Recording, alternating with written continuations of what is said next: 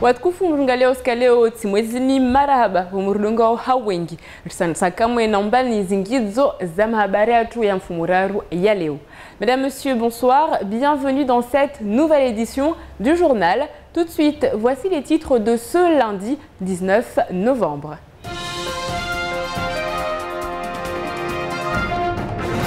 Le Conseil général au tribunal administratif, tout est à refaire. Mais qui est le nouveau président de l'UMP? Nous reviendrons sur les premiers pas de l'UDI à Mayotte. Le statut des géomètres de l'île va changer. La saison des cyclones est là. Comment le 101e département se prépare? La jeunesse au centre des débats ce matin au Conseil général. La CSSM toujours en grève, on fait le point dans votre JTM. Une nouvelle école fermée, cette fois-ci, c'est du côté de Pamandzi. Aujourd'hui, dans la première partie de votre JTM, nous parlerons de cette conférence de presse qui a eu lieu ce matin en SMIAM à l'initiative du président de l'Ordre des experts géomètres. À l'ordre du jour, la situation des géomètres à Mayotte, leur situation qui va évoluer dès le premier semestre 2013. Qu'est-ce que cela va changer pour nous ?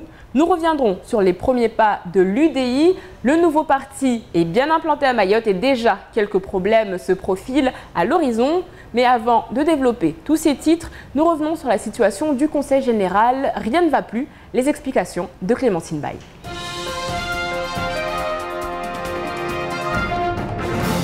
Le jugement du tribunal administratif vient de tomber. Un doute sérieux existe quant à la légalité de la procédure employée par Daniel Zaïdani. Les 4 délibérations mettant en place la nouvelle assemblée en date du 4 septembre ont été suspendues. Il n'y a donc plus de majorité au Conseil général, tout est à refaire. Le 4 septembre dernier, le président du Conseil général installait sa nouvelle majorité en enclenchant une procédure de dissolution de la commission permanente.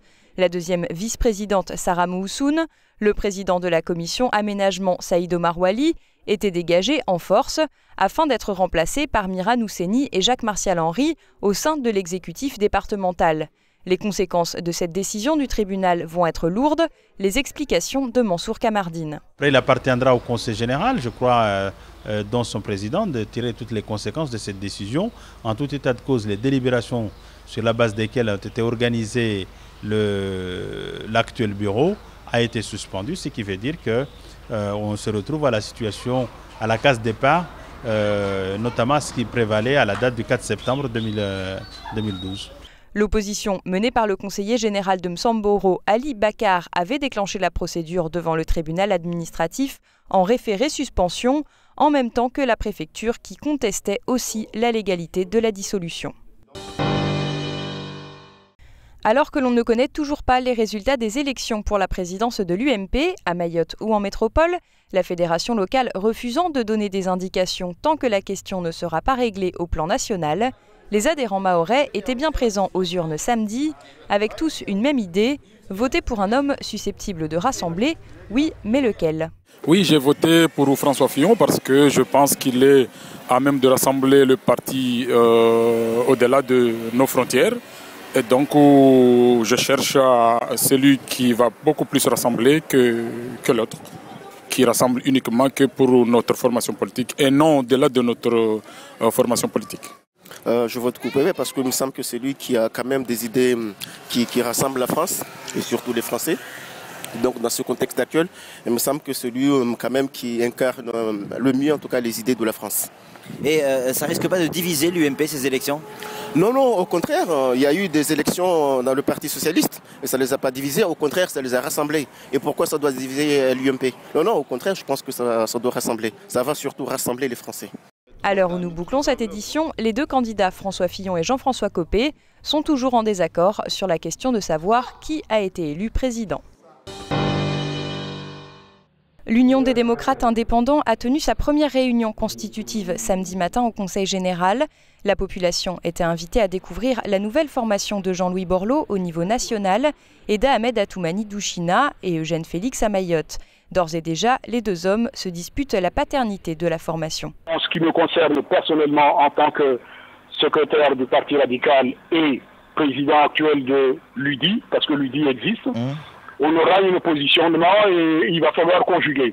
Et je pense que autant Douchna et d'autres ont tous leur place et il va falloir que nous recomposions encore, il va falloir réfléchir. Swaderdine Madi, le conseiller général d'Aqua, l'entrepreneur Hassan Mlahara ou encore la directrice du port Chris Korji, le président du parti radical Ben Kassim ont été remarqués dans l'hémicycle.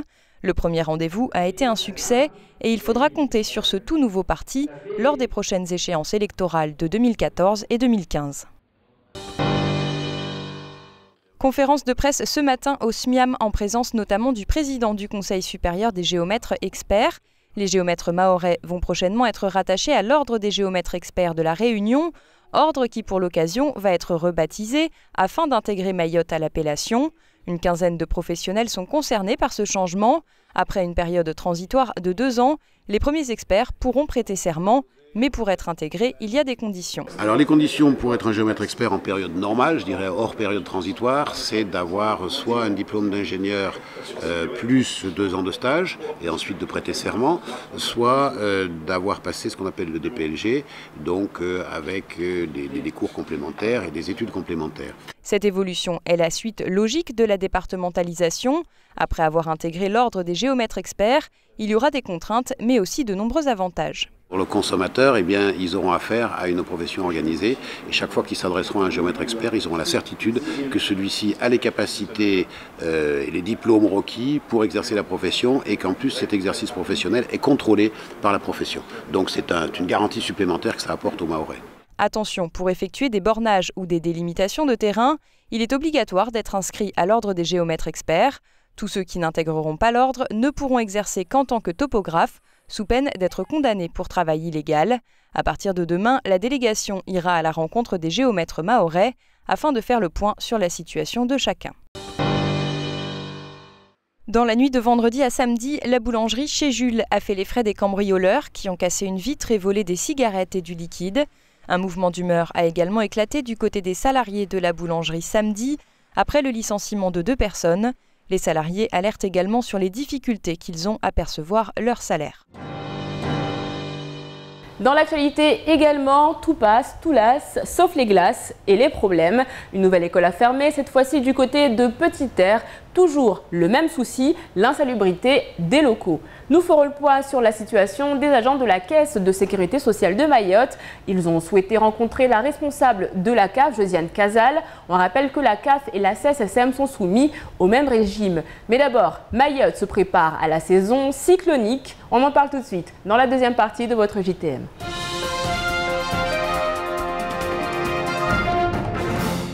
Le préfet de Mayotte a déclenché hier à 17 h un exercice qui concerne tous les services de l'État et dont la première phase consiste en une mise en garde contre une tempête tropicale modérée, baptisée pour l'occasion Adeline.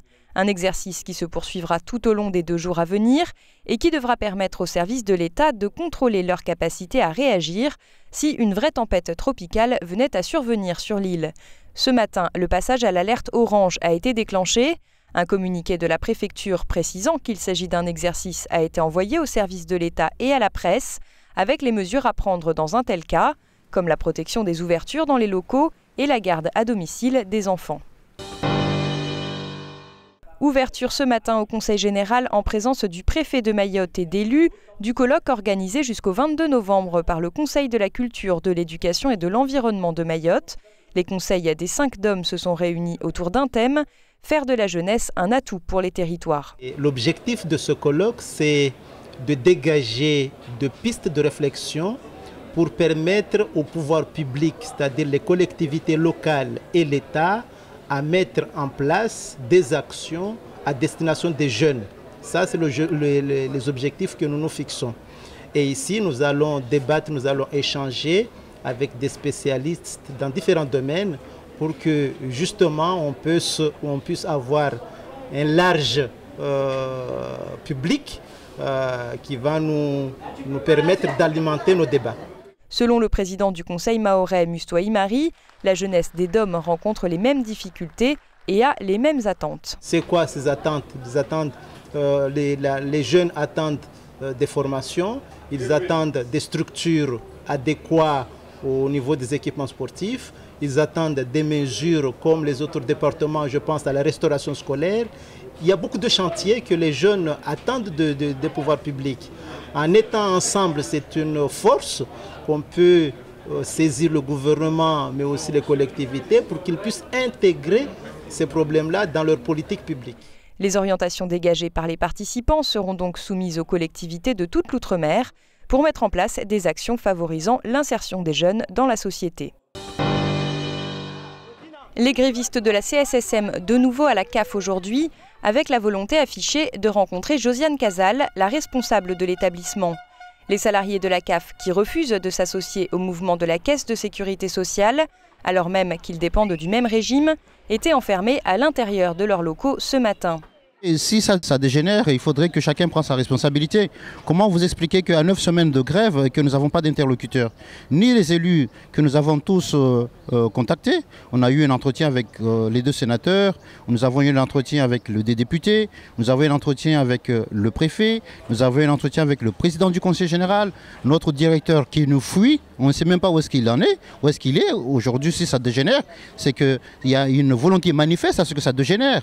Et puis après, il faudrait que chacun prenne ses responsabilités.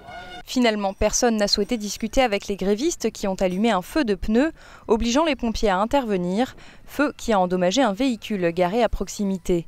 En fin de matinée, la base a quitté les lieux. Les actions devraient se poursuivre demain, alors que les agents de la Caisse entameront leur 10e semaine de grève. Le jeune homme de 22 ans, accusé d'avoir poignardé jeudi une jeune fille de 16 ans à Chiconi, a été écroué à la maison d'arrêt de Majicavo samedi après avoir été présenté au magistrat. Dimanche a été écroué également l'homme interpellé la semaine dernière par les gendarmes et qui avait reconnu plusieurs vols avec agression sur les plages du sud de l'île. Les parents d'élèves de Pamandzi ont bloqué les portes de l'école de Pamandzi 7 ce matin. Des blocages qui interviennent très régulièrement dans l'île. 300 élèves sont scolarisés dans cette école maternelle où, à l'instar de nombreux autres établissements, des problèmes d'insalubrité sont dénoncés. 6 toilettes en état de fonctionner seulement, une fosse septique qui refoule les eaux usées, des infiltrations d'eau qui menacent les installations électriques, des contrats d'ATSEM qui se terminent en décembre et ne sont toujours pas renouvelés. La mairie a missionné des techniciens ce matin pour faire un point et entamer les travaux nécessaires. L'école devrait rouvrir demain, mais les parents resteront vigilants. Tout de suite, sans transition, on fait le point sur votre mardi.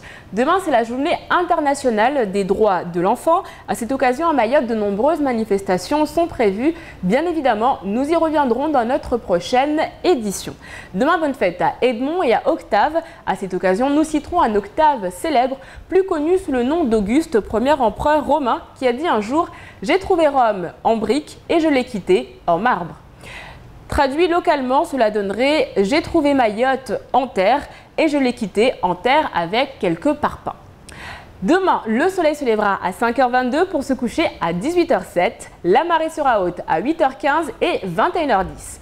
Tout de suite, c'est l'heure de notre super carte météo. Demain, le soleil sera présent dès le matin malgré quelques nuages. Il fera 24 degrés à Dzumonier et 25 à Sada. L'après-midi, les nuages seront plus nombreux, mais la pluie n'est pas attendue. Il fera 31 degrés à Pamandzi, 31 degrés également sur Bandélé.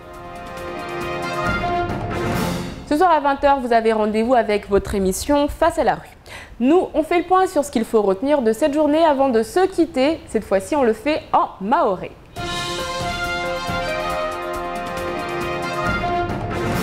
Yale mavuna ya turbinali ya kulindwa haza hususan na wanu walio kinyume na majorite ya Conseil General ya venulwa mchana wa leo. Mahakama ya husu deliberation ya kahedza libiro pia la Conseil General leo ataisatwa ya rengwa ya uvokaomba leo mwezi wa September ulwabira wakafanyishi ha deliberation ya hedza libiro la Rais Daniel Zaidani lo lazima liregezewe abasa urkala parzo hedzo.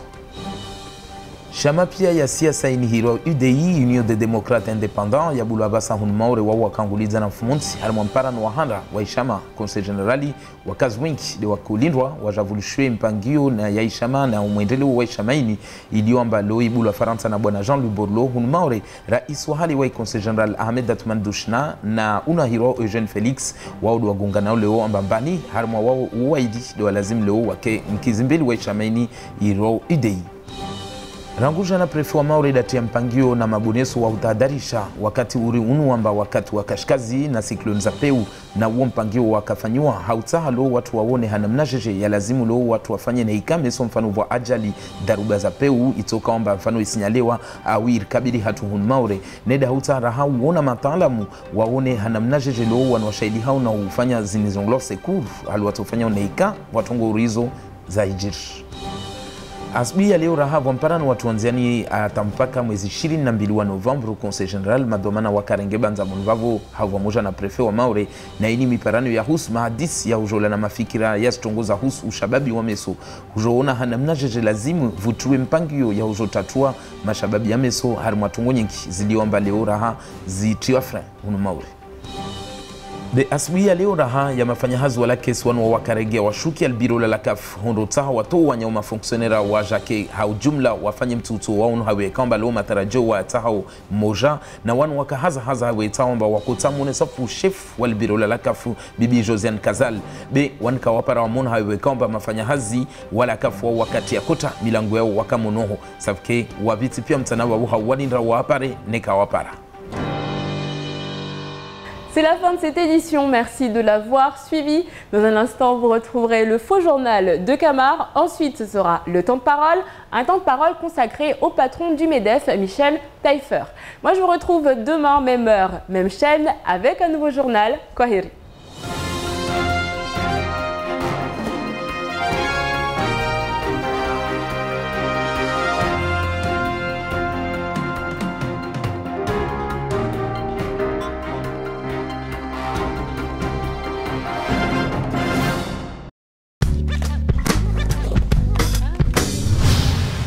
TV. France Mayotte, le quotidien de Mayotte, vous offre la photo du jour.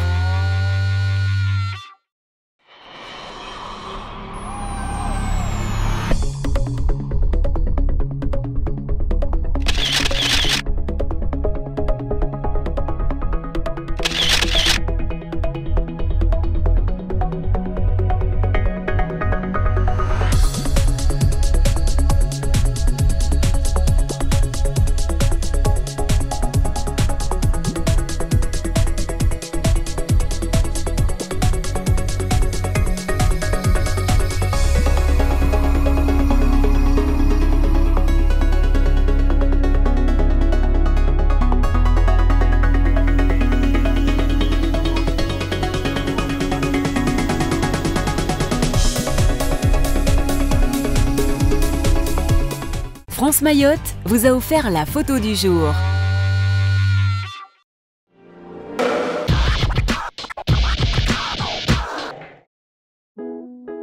Yango Prems, un forfait qui me permet d'accéder à mon premier mobile en toute simplicité, avec 45 textos jusqu'à 1h30 de communication dans 45 minutes avec mes parents et la possibilité de leur envoyer un texto d'urgence même si j'ai plus de crédit. Yango Prems, le forfait qui me ressemble. Disponible en forfait bloqué à 14,90 € par mois seulement, avec ou sans engagement de durée. Yango Prums, Yango Duo, Yango Multi, Yango Absolu. Vous aussi, venez découvrir parmi les nouvelles offres mobiles selon SFR, le forfait qui vous ressemble. SFR ou Voix Moja?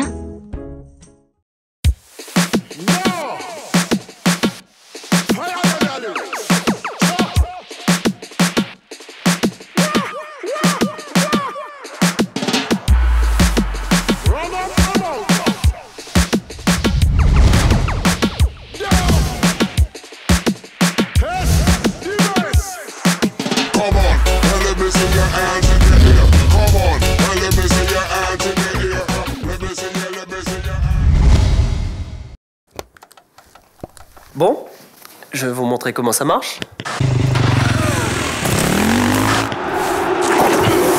Avec Parabole Mayotte, laissez-vous télétransporter. Avec la navigation intuitive, profitez de vos chaînes en toute simplicité. OCS, Beansport, MTV, Teva. Avec Parabole, à partir de 8 € par mois, profitez d'une installation en 48 heures. Garantie 6 mois et accessible sur 99% de l'île. On a bien fait de changer pour Parabole. Parabole Mayotte, la télé comme je l'aime.